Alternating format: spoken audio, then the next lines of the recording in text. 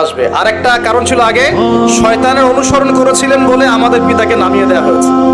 নামিয়ে দেওয়া হয়নি, শয়তান ওয়াসওয়াসা দিয়েছে, গাছের কাছে চলে গিয়েছেন, ফল খেয়ে ফেলেছেন, এই পরীক্ষায় আমরা এখন পড়ে গেছি। এতে কিন্তু তার কোনো দোষ নাই। কারণ কি, এটা ছিল তাকদীরের লিখন। এটা কি ছিল?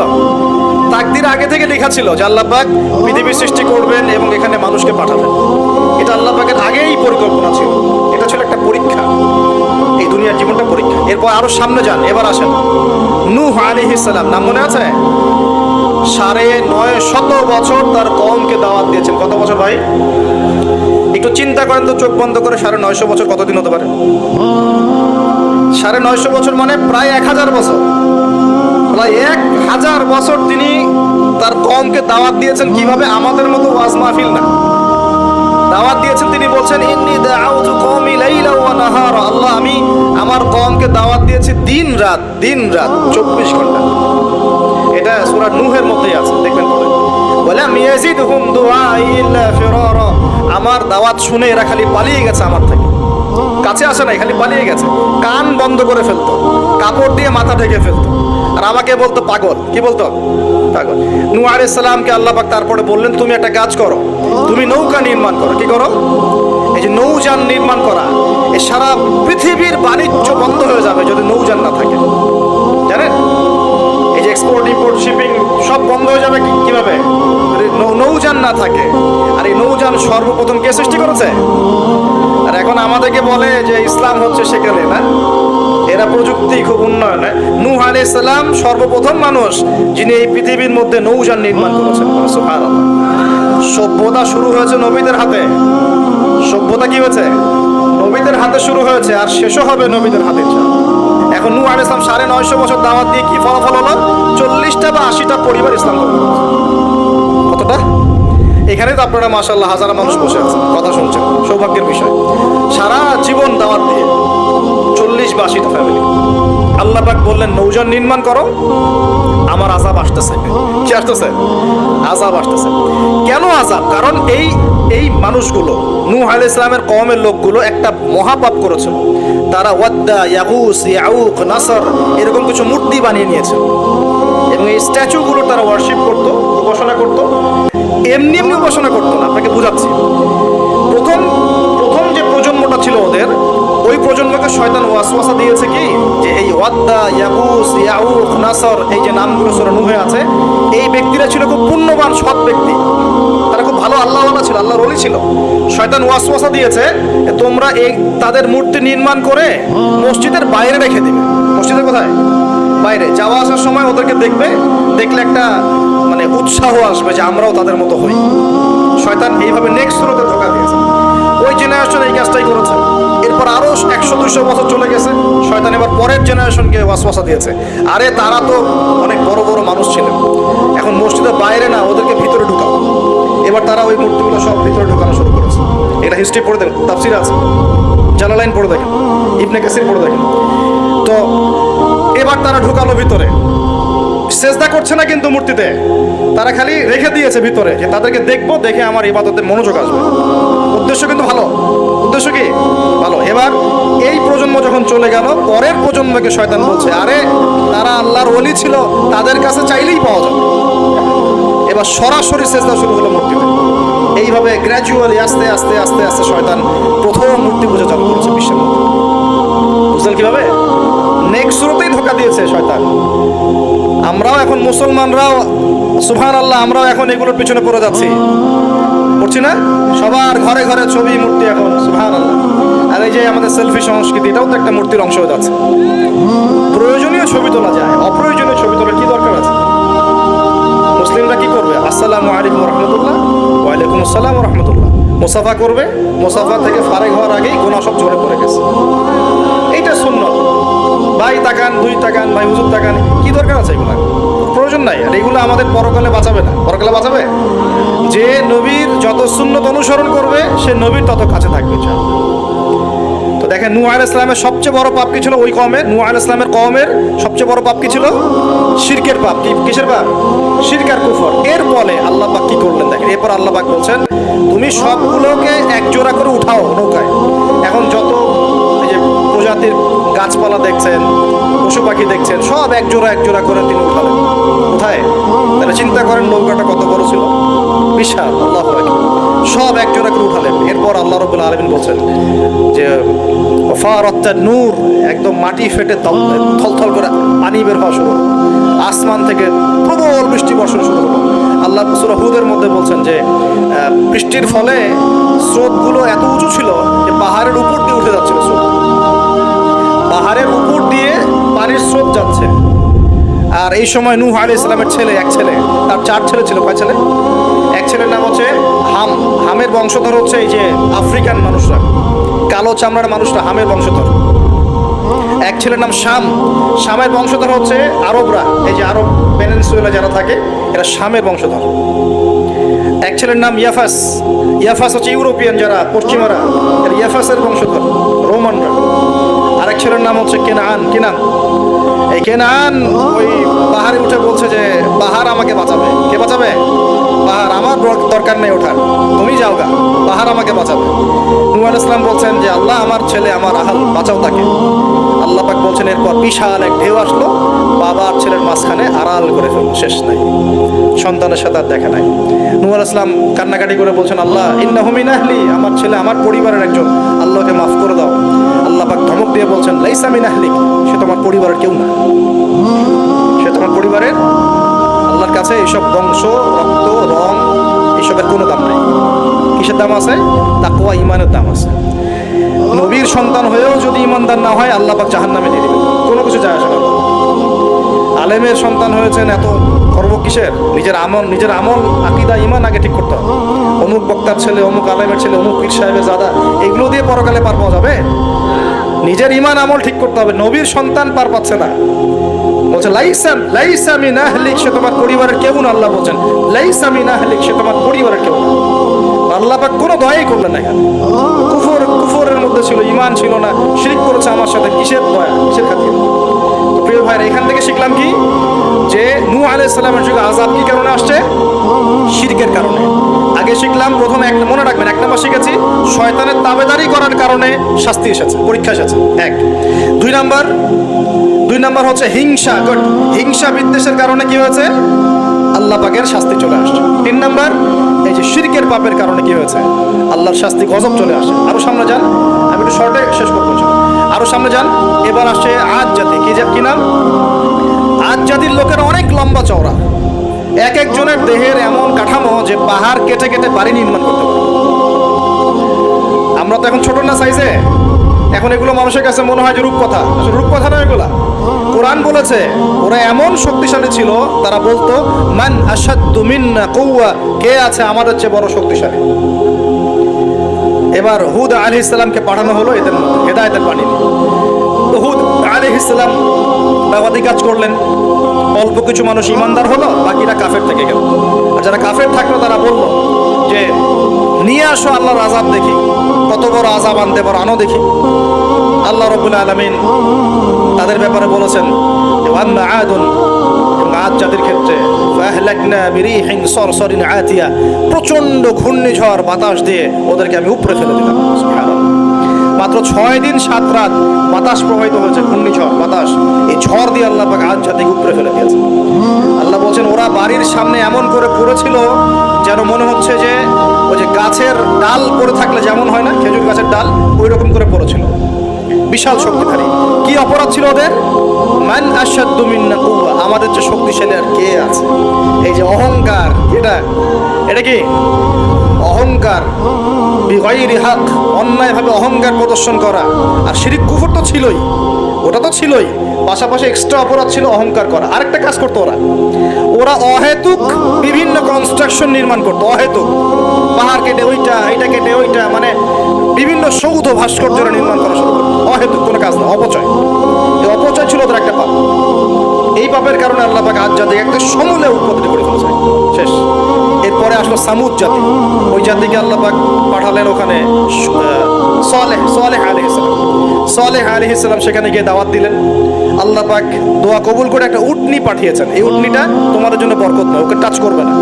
ও থাকলে তোমাদের মধ্যে রিজিক প্রশস্ত হবে, তোমরা ভালো থাকবে।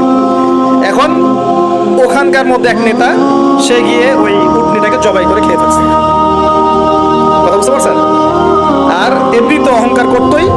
শারীরিক শক্তি বেশি ছিল, তারা বলতো, এরাও বলতো মান আশাদ্দু মিন্না কুওয়া, আমাদের যে শক্তিশালী আর কে আছে। হ্যাঁ, আরেকটা কাজ তারা করতো, ওয়াইদা বাতাসতুম জাব্বারিন, তারা মানুষকে খুব নির্মমভাবে প্রহার করতো। কি করতো? যে মারামারি করে না এখন মানুষ, নির্মমভাবে মানুষকে মারে না, হকি স্টিক দিয়ে এইখানে সেইখানে, কোনো কোনো ক্ষেত্রে রিমান্ডে কি মাইকটা মারা হয় না। এই যে মানুষকে মারা আল্লাহ পাক খুব অপছন্দ করেন, বিনা বিচারে মানুষকে মারা আল্লাহ পাক কঠিন অপছন্দ করেন। ওই আদ জাতি আর সামুদ জাতি মানুষকে নির্মমভাবে পিটাইতো। ওয়াইদা বাতাসতুম, আল্লাহ সূরা আপনার শুআরার মধ্যে বলছেন, ওয়াইদা বাতাসতুম, তোমরা যখন কাউকে পিটাও, বাতাসতুম জাব্বারিন, কঠিন পিটাও, তোমরা কঠিন মায়ের মারো একদম। আল্লাহ পাক খুব অপছন্দ করেন আদম সন্তানকে হাত তোলা। আর আমরা তো কিছু হলেই গালে থাপ্পড় মারি না, এটা করি না? এই হাদিসটাও মনে রাখবেন, মানুষের গালে মারা নিষেধ আছে, জানতেন? মানুষের চেহারার মধ্যে মারা নিষেধ আছে। এই গালে চর মারা, গালে নাকে ঘুষি মারা, এই জিনিসগুলো নিষেধ আছে। কারণ এই চেহারাটা আল্লাহ রাব্বুল আলামিন, মানে আদম সন্তানের এই স্ট্রাকচারটা আল্লাহ রাব্বুল আলামিন সূরা সদের মধ্যে বলেছেন, খলাকতু বিয়াদাই, আমি নিজ হাতে সৃষ্টি করেছি। সুবহানাল্লাহ। আর সেই মানুষকে তোমরা এমন নির্মমভাবে কেন মারো? সারা বিশ্বের দিকে তাকায় দেখেন, এখন প্রত্যেকটা জায়গায় রক্ত ঝরছে কাদের? মুসলিমদের। কাদের? মুসলিমদের। আল্লাহ পাক আমাদেরকে বোঝার তৌফিক দান করুন। আর আল্লাহ পাক কোরআনে কি বলছেন? যদি কোনো মানুষ একজন মানুষের জীবন বাঁচায়, সে যেন পুরো মানব জাতিকে বাঁচায়। এত পছন্দ আল্লাহর কাছে জীবন বাঁচানো। আর কেউ যদি কোনো মানুষকে অন্যায়ভাবে হত্যা করে, সে যেন পুরো মানব জাতিকে হত্যা করে। আল্লাহ আমাদেরকে হেফাজত করুন। এখন খুন খুব সহজ হয়ে গেছে, মারামারি খুব সহজ হয়ে গেছে। হ্যাঁ, ভাই ভাইকে হত্যা করতেছে, ছেলে বাবাকে হত্যা করতেছে, বোন বোনের সাথে ভাইয়ের দ্বন্দ্ব, ভাই বোন মারামারি, প্রতিবেশী মেয়ে নিয়ে, সম্পত্তি নিয়ে, মাদক নিয়ে, কিশোর গ্যাং নিয়ে, কত কি হচ্ছে এখন। মানুষের জীবন সস্তা হয়ে যাচ্ছে না এখন? আল্লাহ পাক এগুলো কিয়ামতের আলামত। নবী সাল্লাল্লাহু আলাইহি ওয়াসাল্লাম বলেছেন, আল হারাজ, কিয়ামতের আগে আগে হারাজ বাড়বে। হারাজ, সাহাবীরা বলছেন, মাল হারাজ, হারাজ কি ইয়া রাসূলুল্লাহ? তিনি বলছেন, আল কাতল, গণহত্যা বাড়বে, গণহত্যা। কিয়ামতের আগে আগে খালি গণহত্যা বাড়বে। দেখছেন না এখন? সারা বিশ্বের দিকে তাকায় দেখেন। যাই হোক, এই আদ এবং সামুদ জাতিকে আল্লাহ পাক ধ্বংস করলেন। এখন সামুদ জাতিকে ধ্বংস করলেন কেন? অহংকারের কারণে, কুফর শিরকের কারণে এবং মানুষকে পিটানোর কারণে। আল্লাহ বলছেন ওদেরকে ধ্বংস করেছি কি দিয়ে? সাইহাতান ওয়াহিদা। এটা ভালো করে মনে রাখবেন, সাইহাতান ওয়াহিদা মানে একটা শব্দ দিয়ে, প্রচন্ড দ্রুম একটা শব্দ। কানে এই এক শব্দে সবার কানের পর্দা ফেটে ফুটে জান বের হয়ে গেছে। আল্লাহু আকবার। এক শব্দ মানে ওদেরকে আলটিমেটাম দেওয়া হয়েছিল, তোমরা কি ফিরে আসবে? ওরা বলছে যে কি শাস্তি আসো নিয়ে আসো। তখন আল্লাহ পাক বলছেন 3 দিন সময় দিচ্ছি, 3 দিন যা করার করে নাও। এই 3 দিন যে আল্লাহ সময় দিয়েছেন, এই 3 দিনে ওরা তওবা করে ফিরে আসে নাই, বরং এই 3 দিন ভোগ বিলাস করেছে। একটা পশু জবাই করেছে, খেয়েছে, মেয়েদেরকে নাচিয়েছে, মদ পান করেছে। 3 দিন ভোগ বিলাস ফুর্তি করেছে। মানে দু হাতে চাপাও হাত পেতে নাও, এরকম চিন্তা। যা আছে এখন লুটে খাও, পরেরটা পরে দেখা যাবে। এই চেতনা আমাদের মধ্যে আছে না অনেকের মধ্যে? যা আছে এখন ভোগ করে নাও, কালকে যা হবে দেখা যাবে। হ্যাঁ, কালকে যা হবে দেখা যাবে, এখন যা আছে নাও, ভোগ করো। এই চিন্তা ছিল ওই 3 দিন সামুদ জাতির। ওরা ভোগ বিলাসে লিপ্ত হলো। হঠাৎ সকালবেলা দ্রুম শব্দ, পুরো বিশ্ব, ওদের পুরো রাষ্ট্রটা কেঁপে উঠলো এবং সবগুলো মারা গেল। একটা শব্দে সব মারা গেল। সূরা কমার পরে দেখেন, সাইহাতান ওয়াহিদা, একটা মাত্র শব্দ দিয়ে আল্লাহ ধ্বংস করেছেন। তার মানে আল্লাহ ধ্বংস করলেন পানি দিয়ে, আল্লাহ ধ্বংস করলেন বাতাস দিয়ে, এবার ধ্বংস করলেন শব্দ দিয়ে, বিদ্যুতের শব্দ দিয়ে। কেন ধ্বংস করলেন? পাপগুলো মনে রাখবেন, অহংকার, কুফর, শিরিক আর কি হিংসা। তারপরে বললাম এই যে মানুষকে মারা, হ্যাঁ, শয়তানের তাবেদারি, মানুষকে মারা, এগুলো মনে রাখবেন। পাপগুলো মনে রাখতে হবে মাথার মধ্যে, কোন কোন পাপ, এবং এগুলো থেকে বাঁচতে হবে আমাদেরকে। চল আর একটু সামনে যাই। বিরক্ত হচ্ছেন নাকি? আচ্ছা, আলোচনা একটু লম্বা হলো, সমস্যা আছে? আচ্ছা, আরো সামনে যান। ফেরাউন এবং তার দলবলকে আল্লাহ পাক ডুবিয়ে মেরেছেন, মারেছেন না? কি পাপের কারণে? অহংকার। সে বলেছিল আনা রব্বুকুমুল আলা, আমি তোমাদের মহান রব। কে বলেছিল? আমি তোমাদের মহান রব। কে বলেছিল? ফেরাউন। আনা রব্বুকুমুল আলা। আল্লাহ পাক শুধু তাকে না, তার পুরো দলবলকে ধসিয়ে দিয়েছে। কোথায়? এই লোহিত সাগরে ডুবিয়ে মেরেছে। কওমে মাদিয়ান। কি নাম? এই মাদিয়ান কওমের সাথে আমাদের এখনকার এই সমকালীন প্রেক্ষাপটটা জড়িত আছে। কওমে মাদিয়ান নামে একটা কওম ছিল, যে কওম আদ জাতি সামুদ জাতির পরে এসেছে। মুসা আলাইহিস সালামের সমসাময়িক সময়ে তারা পৃথিবীতে ছিল। এবং এই মাদিয়ান কওম সম্পর্কে আল্লাহ পাক বলছেন সূরা আনকাবুতে এবং অন্যান্য সূরায় 4টা আয়াত বলছেন। কয়টা আয়াত? এই 4টা আয়াত আল্লাহ পাক বলছেন ফাকাযযাবুহু, এই কওম শুআয়ব আলাইহিস সালামকে অস্বীকার করলো। ফাআখাযাতহুমুর রাজফাতু ফাসবাহু ফি দারিহিম জাথিমিন। আল্লাহ বললেন এই কওমে মাদিয়ান শুআয়ব আলাইহিস সালামকে অস্বীকার করলো এবং তাদেরকে পেয়ে বসলো একটা ভূমিকম্প। কি পেয়ে বসলো?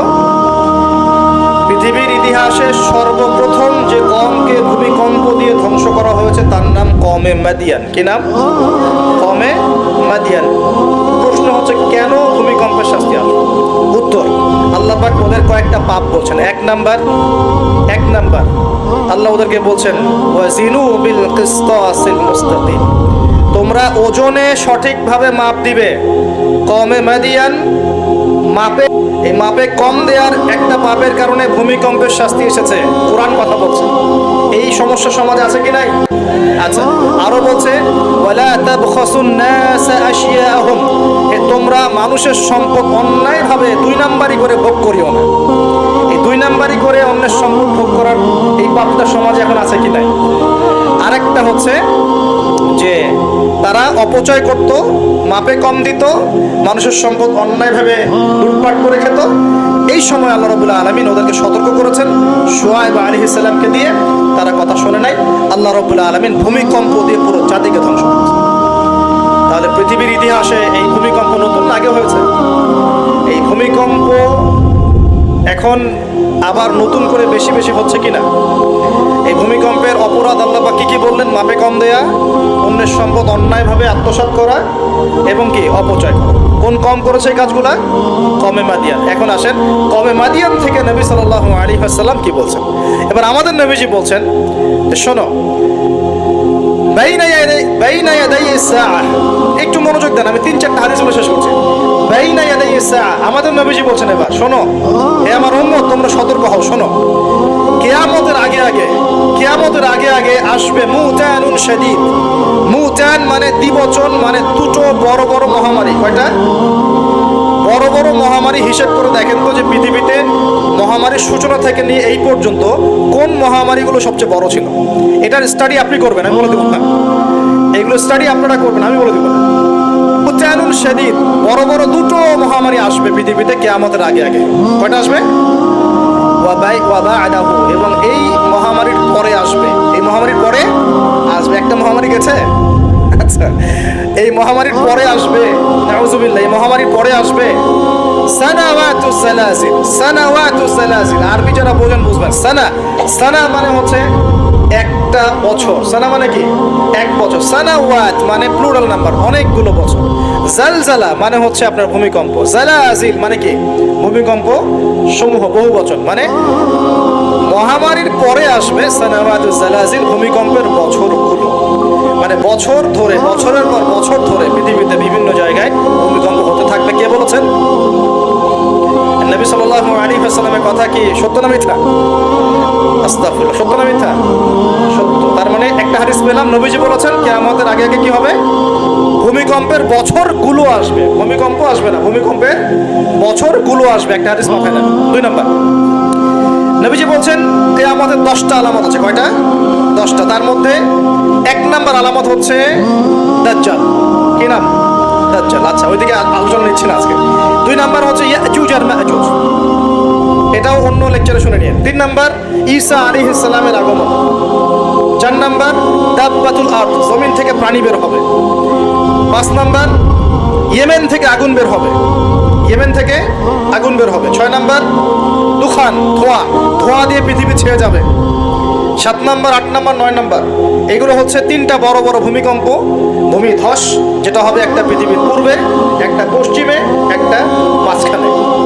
পৃথিবীর পূর্বে মানে এই পুরো আমাদের সাবকন্টিনেন্ট সহ পুরো পূর্ব দিক, একদম ইন্দোনেশিয়া, মালয়েশিয়া, পুরো সব জায়গা পূর্ব দিক।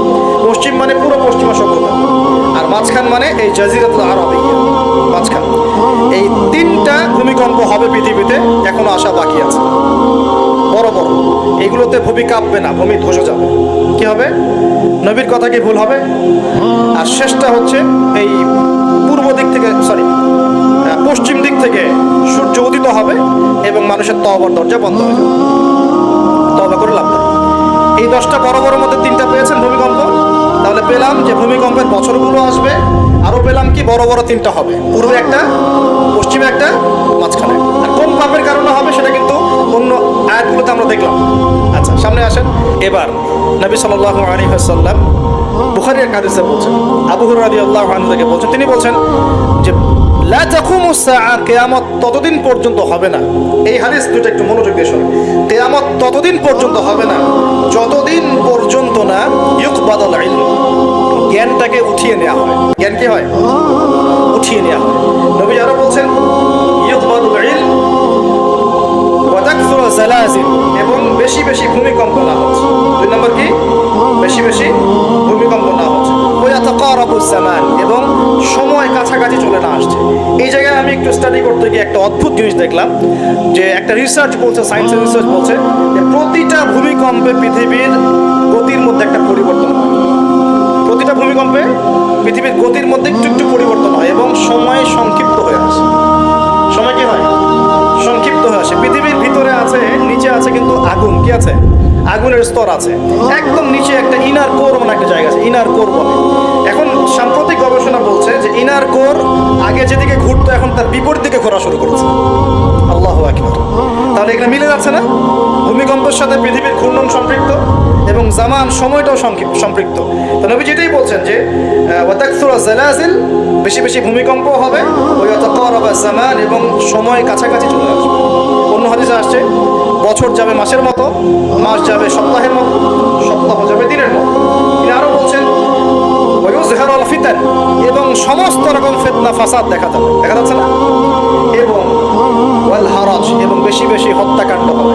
সাহাবীরা বলছেন যে ওয়াল হারাজ ইয়া রাসূলুল্লাহ, হারাজটা কি ইয়া রাসূলুল্লাহ? তিনি বলছেন আল কতল, আল কতল, হত্যা, হত্যা, গণহত্যা, এগুলো হচ্ছে হারাজ। এবং তোমাদের ধন সম্পদ বাড়তে থাকবে, ফায়াফিদু, ধন সম্পদ উপচে পড়বে।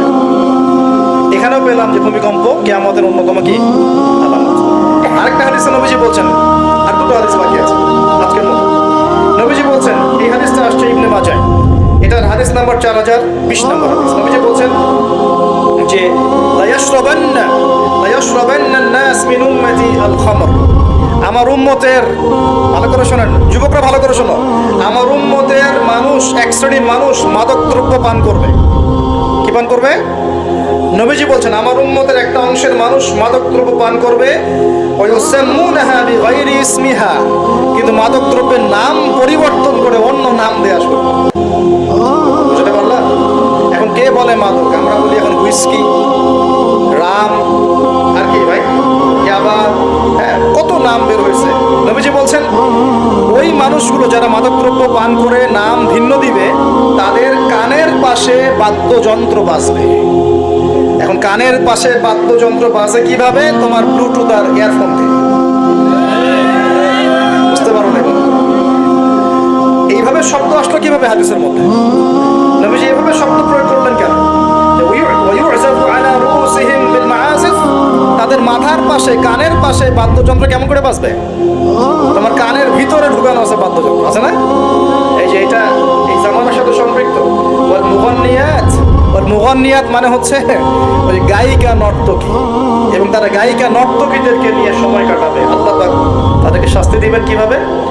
ইয়াখসিফুল্লাহু বিহিমুল আরদ, নাউযুবিল্লাহ। আল্লাহ পাক ওই মানুষগুলোকে সহ জমিনটাকে ধসিয়ে দিবেন। কি কি পাপের কারণে?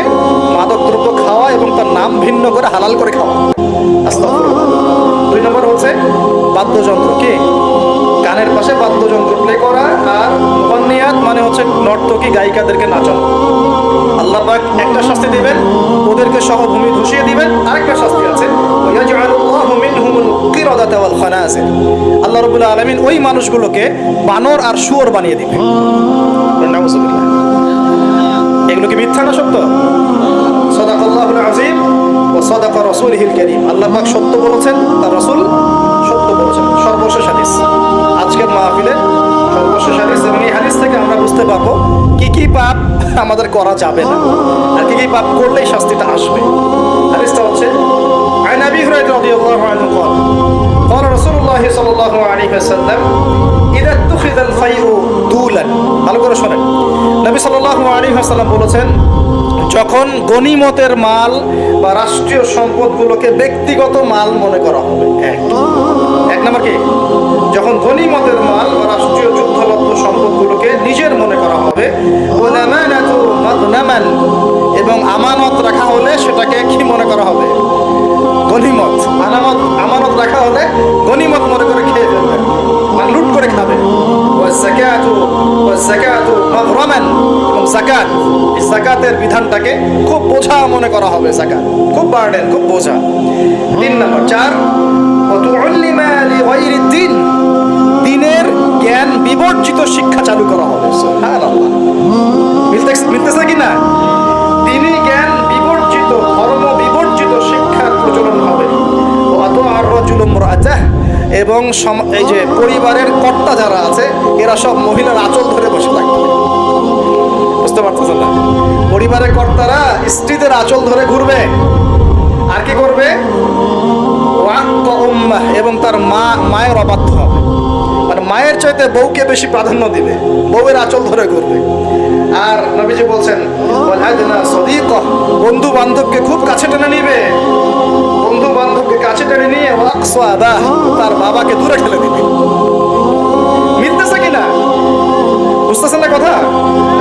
আবার বলতেছি, যখন গনিমতের মালকে ব্যক্তিগত মাল মনে করা হবে, আমানত রাখা হলে লুট করে খেয়ে ফেলা হবে, যখন জাকাতটাকে বার্ডেন মনে করতেছে, বোঝা মনে করতেছে, যখন ধর্ম বিবর্জিত শিক্ষা চালু হচ্ছে, যখন একজন ব্যক্তি তার মাকে কষ্ট দিয়ে মায়ের চাইতে বেশি স্ত্রীকে প্রাধান্য দিচ্ছে, তার আঁচল ধরে ঝুলছে, আর যখন এই ছেলেপেলেগুলো বন্ধুকে কাছে টেনে নিচ্ছে, বাবাকে দূরে ঠেলে দিচ্ছে, আর কি হচ্ছে, ওয়াযাহারাতিল আসওয়াতু ফিল মাসাজিদ, সুবহানাল্লাহ, যখন মসজিদের মধ্যে শোরগোল হট্টগোল বেড়ে যাচ্ছে, কি হচ্ছে না? যখন মসজিদের মধ্যে শোরগোল হট্টগোল বেড়ে যাবে, এবার রাগ করেন না, এটা হাদিসে আছে, আমি বলছি, অনুবাদ করছি, ওয়াসাদা কবিলাতা ফাসিকুহুম, এবং কোন কোন কবিলা মানে গোত্র বা সমাজের নেতৃত্ব দিবে ওদের মধ্যে সবচেয়ে ফাসিক ব্যক্তি, সবচেয়ে পাপাচারী ব্যক্তি, এটা নবীজি বলছেন। আর তিনি বলছেন, ওয়াকানা যাঈমুল কওমি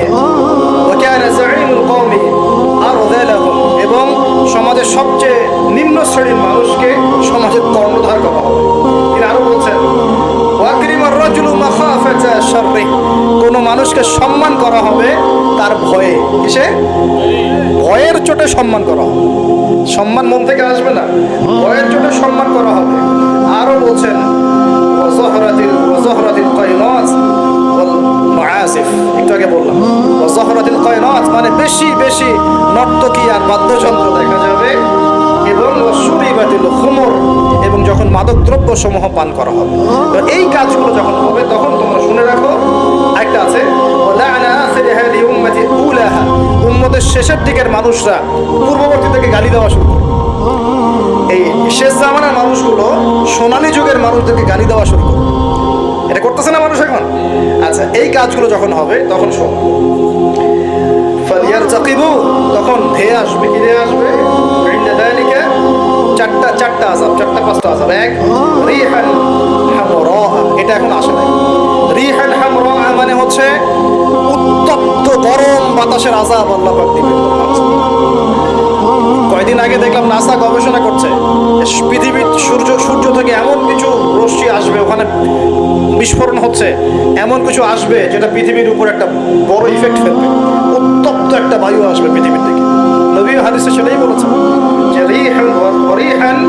রিহান হামরা মানে উত্তপ্ত গরম একটা বাতাস আযাব হিসেবে পৃথিবীতে আসবে। এক, 2 নম্বর আযাব আসবে জালজালা, এবং বেশি বেশি ভূমিকম্প, যেটা বললাম। আর কি আসবে, খাসফান, ভূমি ধসে যাবে, মাটিতে ধসে যাবে, মাসখান, এবং চেহারা সুরত আকৃতি মানুষের বিকৃত হয়ে যাবে, কাদফান, এবং আসমান থেকে পাথর বর্ষণ করা। এই 5টা আযাব আসবে কখন, যখন এই 14-15টা পাপ তোমরা করতে থাকবে। প্রিয় ভাইরা, আমরা আজকের আলোচনা থেকে যথেষ্ট জ্ঞান নিয়েছি। সর্বশেষ যে কথাগুলো বলে শেষ করবো সেটা হলো, এক, আল্লাহ পাকের পক্ষ থেকে কাফের, মুশরিক, মুনাফিকদের উপরে এগুলো অবশ্যই আযাব হিসেবেই আসবে না? আর মুমিন মুসলিমদের উপর যদি এগুলো চলে আসে, বুঝতে হবে আল্লাহ আমাদের ভালো চাচ্ছেন, আমরা তওবা করে যেন ফিরে আসি, আল্লাহ এটাই চাচ্ছেন। অথবা এর মধ্য দিয়ে আমাদের গুনাহগুলো আল্লাহ মাফ করবেন। আল্লাহ রাব্বুল আলামিন আমাদের সবাইকে আসমানের সমস্ত বিপদ, জমিনের সমস্ত বালা থেকে হেফাজত করুন এবং আল্লাহ পাকের আযাব নেমে আসে এমন পাপগুলো থেকে বেঁচে থাকার তৌফিক দান। আমরা আজকের এই সংক্ষিপ্ত আলোচনায় যে পাপগুলোর নাম জেনেছি, এই সমস্ত পাপ থেকে আল্লাহ আমাদের সবাইকে বেঁচে থাকার তৌফিক দান। এক নাম্বার শিখেছি, একটু শেষ করি, এক নাম্বার শিখেছি শয়তানের তাবেদারি করা, করবো কি আমরা? আল্লাহ মাফ করুক। আবার শিখেছি হিংসা বিদ্বেষ করব। আমরা শিখেছি যে শিরকের পাপের কারণে আল্লাহর আযাব এসেছে, করব কি শিরক? কুফরির পাপের কারণে আল্লাহর আযাব আসে, আমরা কি কুফরি করব? আমরা শিখেছি অহংকারের কারণে আল্লাহর আযাব আসে। বসেন, আমরা শিখেছি যে সত্যকে প্রত্যাখ্যান করা, আমানতের খেয়ানত করা, মাপে কম দেয়া, হ্যাঁ, অন্যদের উপর অত্যাচার জুলুম করা, মানুষকে প্রহার করা, সমকামিতা, এইসব পাপের কারণে আল্লাহর শাস্তি নেমে আসে। আর আমরা এই হাদিসগুলোর মধ্যে দিয়ে জানলাম যে ভূমিকম্প কিয়ামতের আগে আগে বেশি হবে। কোন কোন পাপের কারণে হবে আমরা শিখলাম। আমানতের খেয়ানত, গনিমতের মাল আত্মসাৎ করা, যাকাত না দেয়া, অশ্লীলতা, মাদকদ্রব্য গ্রহণ করা, নাম পরিবর্তন করে দেয়া, বাদ্যযন্ত্র, গায়িকা, নর্তকী, হ্যাঁ, এই জেনা, এই যে অন্যায়গুলা, পিতামাতার অবাধ্য হওয়া, হ্যাঁ, স্ত্রীকে বেশি প্রাধান্য দেয়া, মাকে কম দেয়া, বাবাকে প্রাধান্য না দিয়ে বন্ধুকে দেয়া, ঠিক আছে, এবং নেতৃত্ব স্থানীয়তে যদি দুর্নীতিপরায়ণ মানুষ চলে আসে, সব মিলে এই আযাবগুলো আমাদের উপরে চলে আসতে পারে যদি আমরা সতর্ক না হই। আল্লাহ পাক আমাদের সবাইকে আজকের আলোচনা থেকে শিক্ষা নেওয়ার তৌফিক দান করুন। আল্লাহ পাকের আযাব থেকে বেঁচে থাকার জন্য আল্লাহ পাকের হুকুম আহকাম মেনে চলার তৌফিক দান করুন।